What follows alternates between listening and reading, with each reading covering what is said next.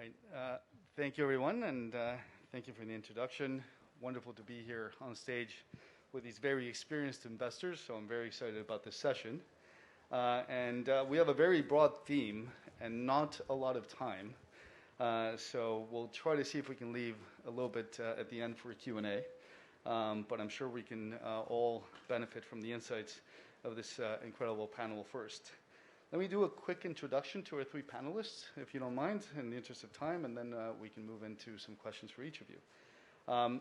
So Scarlett, Chen, right here to my right, is a very passionate health tech investor with a lot of experience and who's lived through several cycles of investing, both personally and professionally, having done over 13 investments in the health tech startup space and helping them scale up, including obviously as an investor in and then co-investing, as mentioned, with Verge's first health tech fund. She was previously a managing director at Prudential Corporation, both responsible for strategic investments, doing a series of early stage investments for them, and a successful intrapreneur, which, as we know, is building successful enterprises within these organizations, where she led their new healthcare business for Prudential. She has previously experienced in the buy side with years working between Merrill Lynch in the U.S. and Hong Kong for Barclays, and with over $30 billion in capital markets and advisory deals.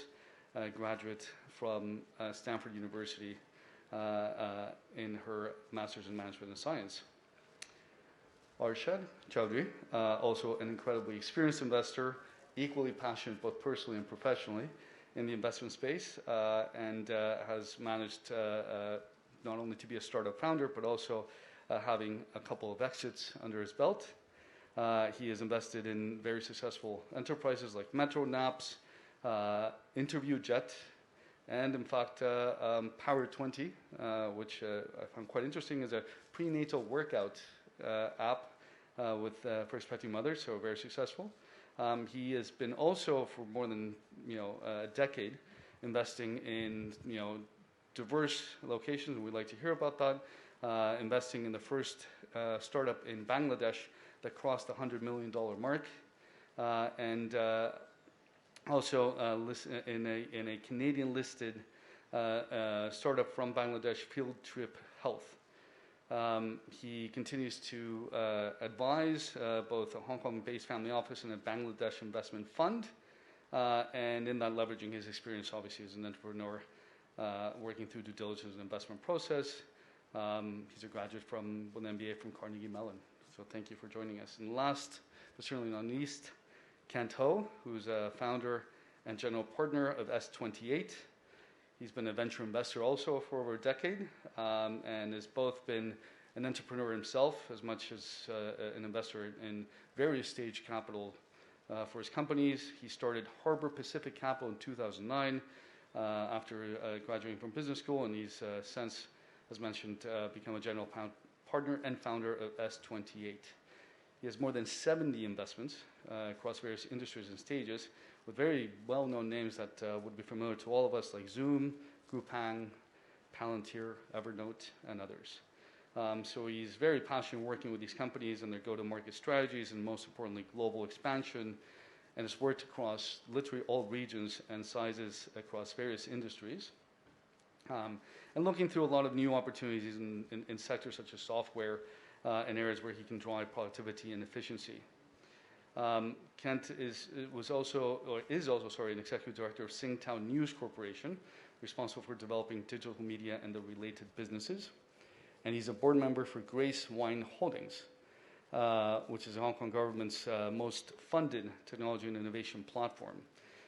Formerly a member of the advisory board of the Hong Kong Trade and Development Council for Technology Committee.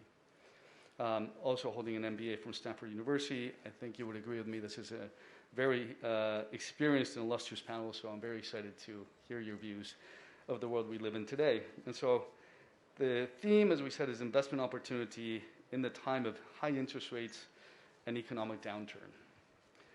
And I guess suffice to say, there's no one in this room that is not very well aware of the shifting investment environment we're living in.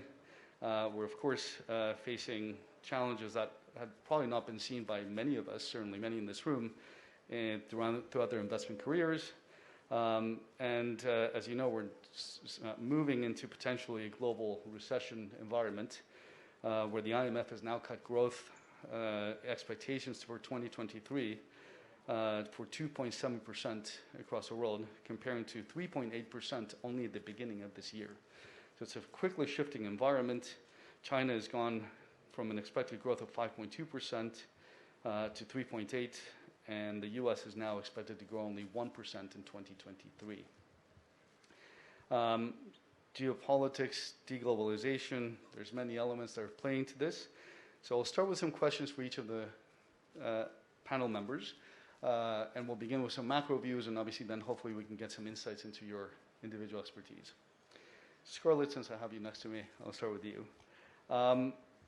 We are obviously facing an interest rate environment not seen for several decades, and that changes very much the view of every startup, how to value companies, what sectors to invest.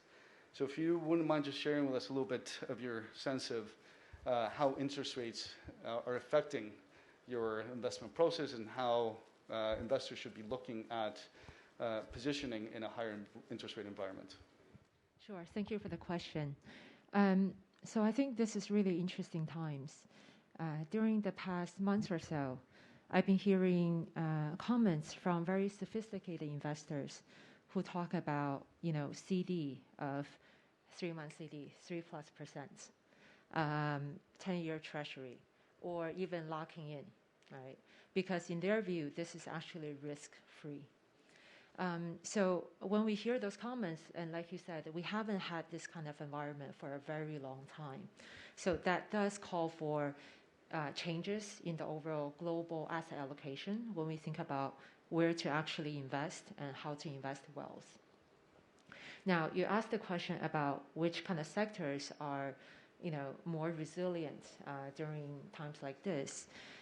When we look back in history, it's typically sectors such as financial services, right, that do well.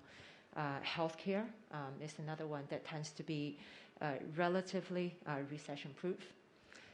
Consumer staples, for example, that's another one. Now, looking at the specifics within these different sectors, so for example, if you look at healthcare, for me, this is somewhat self-serving because I invest into this space. But if you look at healthcare, because as long as there are people, there are healthcare needs, right? And there are expenditures that actually always happen. So even during economic recessions, the healthcare expenditures tend to stay relatively stable or even increasing as time goes on. And also, when we look at the public markets, what we observe is that if you look at how the public markets have actually fallen and compare the healthcare index to the overall index, the range of the decrease is actually about 50%. And this is looking back since 2000, whenever there's a relatively difficult environment. So that also proves that healthcare as a sector is relatively resilient during times like this. Thank you very much. And of course, I plan to come back to a little bit more insights in the healthcare sector from you. But a great segue for Arshad to continue to share with us a little bit more a view which I'd love to hear about, specifically your expertise in some of these emerging markets. Certainly some of the Southeast Asian markets, areas where you have specific experience, which are living through interesting times. We are generally used to seeing these emerging markets struggle in high interest rate environments historically. And yet at the moment, the turmoil is concentrated mostly in developed markets, obviously the UK being at the center of much of the attention these days. Yet in your experience in this region, in Bangladesh, and some of these sort of emerging Asia, what is your view right now in terms of the impact, again, of this environment, inflation, and how are companies positioning around this region for this? I think it's an understatement to say that we're worried, right? Because many of the countries in the region might face default. If you look at the foreign exchange reserves in places like Bangladesh, places like Pakistan, they're low and falling. And we could have defaults over the next few years. I think when it comes to VC investing in the region, some of the fundamentals, meaning how young the populations are, internet adoption, mobile phone adoption, smartphone usage, those are all still happening and will continue to grow. But as a VC, suddenly we have to worry about these macro trends. And so what that means for us when we look at opportunities, it means we don't really want to invest in just like the local champions anymore. We don't want to carry all the risk of that country as well as the risk of investing in a startup. So we definitely look at countries like Pakistan, Bangladesh, and so on. But increasingly, we're looking to invest in companies that are still asset light, that are not worrying so much about working capital. They're not necessarily selling very expensive services to enterprise customers who take 90 days to pay, so they don't have this huge working capital overhang. And we want them to be able to operate in multiple countries, so we want to see the revenue dollarized. So it definitely is changing the way we're looking at which companies we invest in. And suddenly, VC funds like our own are looking at things like FX reserves, which is not something we typically do as early stage investors. Makes a lot of sense. Kent, following on that, what would you see? Obviously, you have a lot of experience internationally and in different stages of companies. So in this environment of inflation, recession, interest rates, what do you think is the best way to describe a successful investment strategy? I think there's kind of two questions there. I'm going to answer as a venture investor, not as a family office investor or something. But I think it's interesting. Yes, we're obviously worried about interest rates for this cycle. It's kind of like everyone's risk off. But I think we as a firm, we predominantly invest very early stage companies, and so I think interest rate sensitivity is the least impactful on the early stage, right? So if we were doing a lot of pre-IPO, late stage growth investing, then that's where there's a lot of risk, and I think investors need to do a lot of analysis on what the entry valuations are. But at the seed stage and early stage, I think it's been proven through every cycle that that's the time when some of the greatest companies have been built.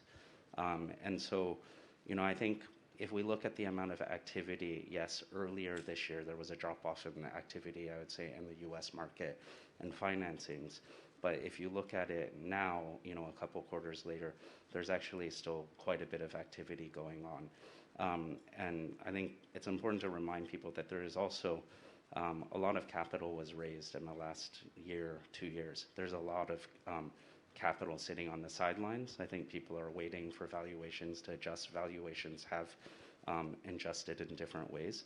But again, we look at it as an opportunity to heads down, continue building, invest in companies.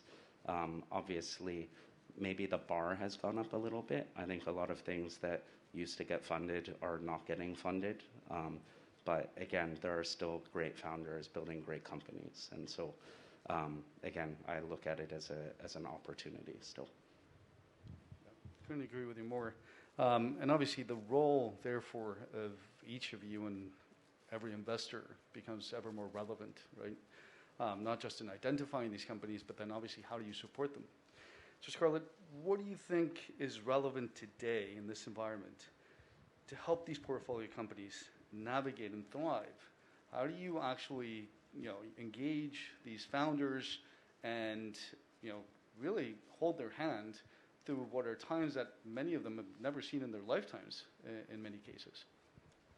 Yeah, so the environment is definitely much tougher before. So we encourage our founders to really think about how to, first of all, stay in the game, right? Stay live. And then how do we actually create that growth going forward. So I encourage all of them to really look into their financial projections, right? Think about what the rising interest rate actually means in terms of your cost, right? Especially your labor cost. Think about the cost of funding to you if you're planning on taking on debt, for example. And then think about what if you don't get funding for the next 12 months, 18 months, 24 months, and how do you actually survive in those kind of environments? And also, basic questions, in the business model, thinking through who are you going to sell to? And what if those customers actually change their business?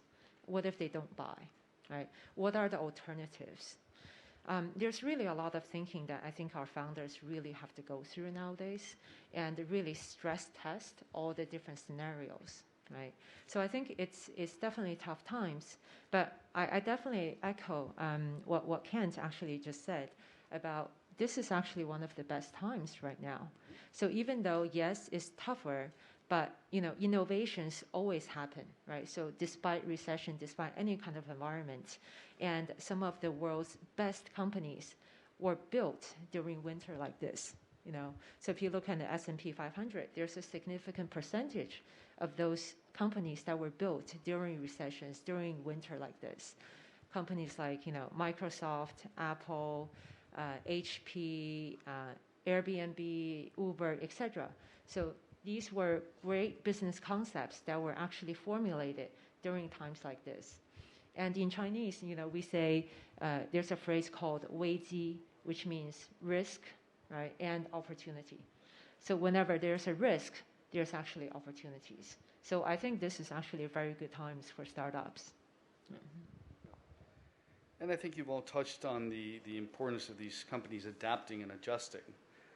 So, Arshad, how do you help companies and how do you identify companies that can really be resilient to this environment? And how do you basically get involved as an investor in providing that coaching for resilience?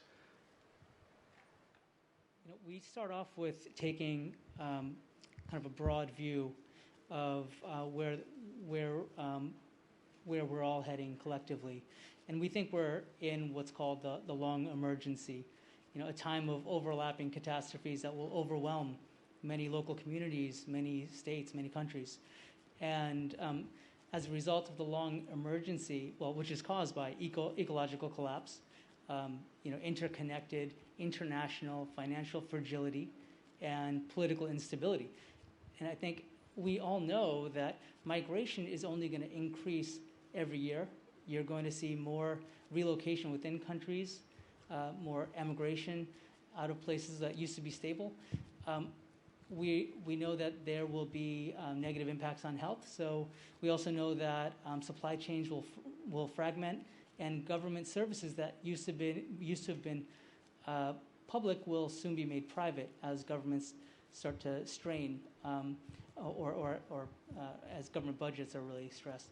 So we think there's actually a lot of opportunity and a lot of need to invest in new systems, and those may be technologies to help ease the process of migration. Could be the next generation of remittance services. Definitely investing in health tech to democratize access. We think next generation procurement systems will also be incredibly vital. Right, so there's a ton of work to be done. Now, it's not the end of the world, right? And it's not the end of the boom-bust cycle. We'll see growth again. But I think we're all experiencing now that the busts get worse. So compare 2001 to 2008 to today, we're all seeing that there's greater connectivity between economies. And I think that just means there's so much work for VCs to do. Now, when it comes to helping our founders think about their businesses, we at my fund, and I think anyone who's an investor here should look deeply at this. We really elevate the role of assessing risk to something that founders think about literally every day. In markets like Bangladesh over the last week, there's been like 8 blackouts a day. What does that do to your business? In Pakistan, you had a third of the country underwater. In India, you've had multiple cities run out of water, or since in 2019. So I think we need to help the founders think about resilience from a perspective of like, what happens if there's a heat wave? What happens if there's a flood? Do they have a power generator? Can they still operate? And we work very closely with them to do just that. I think that will increasingly be a differentiator between companies that really can grow and survive and thrive given the realities of climate change and all the stresses that come with it, versus those who will not. Thank you, Arshad. I know we're going to run out of time, but I'm going to use the impromptu to mention that you have a wonderful blog, arshadgc.com, where if you're interested in many of the impacts of changing environment and so on, you've written some fabulous material there. Thanks. So I highly recommend it. Now, in this winter environment, as you will say, Scarlett, there's definitely opportunities to identify the next stage of great companies. So, Kent, as someone who's got extensive experience and has invested in some of those great companies that became, unicorns or decathons,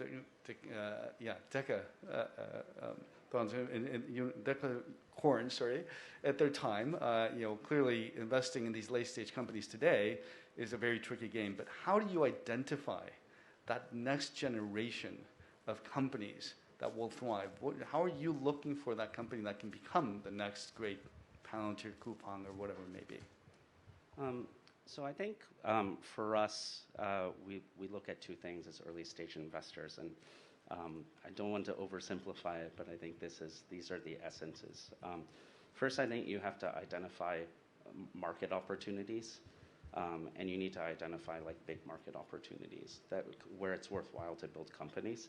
And then secondly, it's very much focused on founders, right? And again, that's regularly and often said, but it is really about founders, because at the end of the day, it's all about execution, making decisions on limited information, imperfect information, and knowing when something is wrong and being able to pivot. So those are the two, I think, most important things that we focus on at the early stage.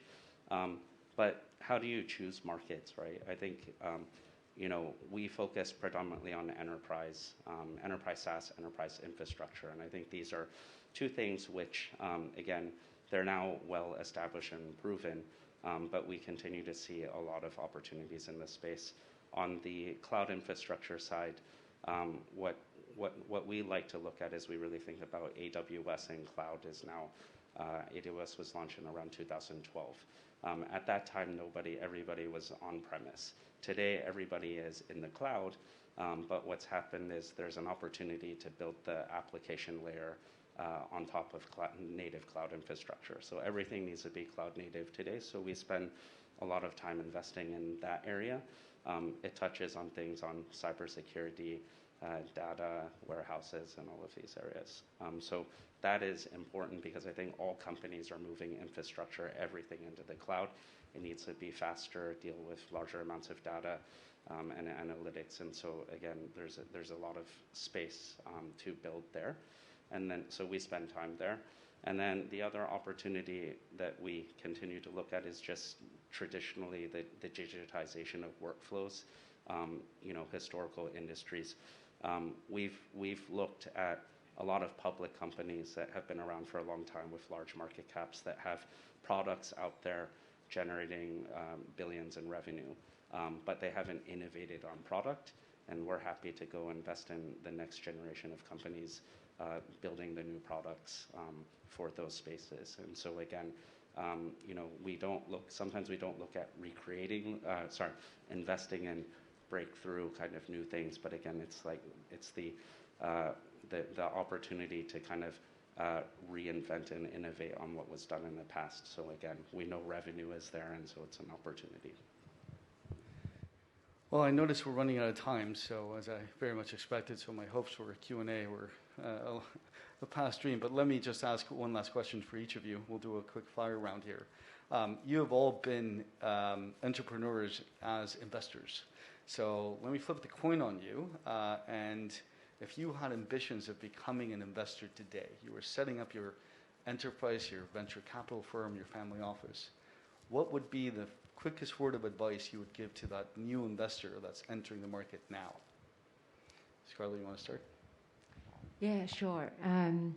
So I think this year and next year are possibly two of the best vintage years for VC funds, simply because deals are better, right? You get better terms as investors, and you have more choices. So I would definitely encourage everyone to take that risk, because everything in VC is about risk and return. I think you need to spend a lot of time in the industry to build up pattern recognition. And what's interesting about this industry is that there isn't any one path to get into it, right?